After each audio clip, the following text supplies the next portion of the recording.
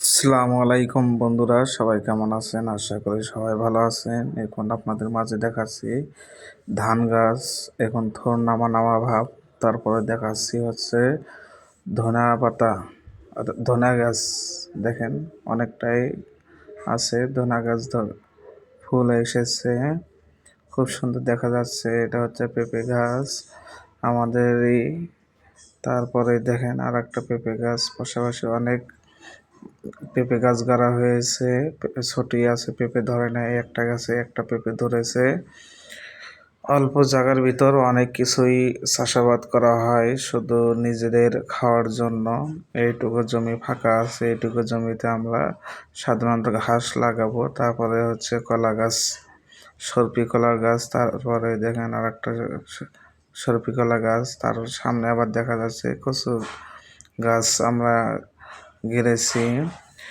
এরপরে পাশাপাশি অন্যান্য রকমের সবজি গাছ গাড়া হয়েছে, যেটা আমাদের সাধারণত চলাচল এর জন্য, খাওয়ার জন্য উপযোগী। সেগুলো আমরা চাষাবাদ করেই খেয়ে থাকি।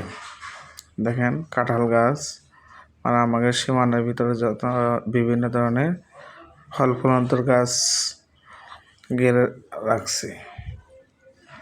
এইটুকুই যে অবস্থা, দেখেন এটা ঘাস লাগানো হবে, সেজন্য ফাঁকা রাখা হয়েছে, যেহেতু গরু আছে।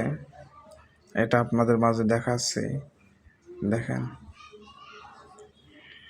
সাইডে আকাশমণি গাছ আছে, আকাশমণি গাছের পাতা পড়ে গেছে। এটা হচ্ছিল চাল কুমড়া, এটা হলো চাল কুমড়া। দেখেন গাছ বয়ে উঠছে সবাই। 1 মাস পরে ইনশাল্লাহ মিষ্টি কুমড়া ধরবে। এটা হচ্ছে ঘাস।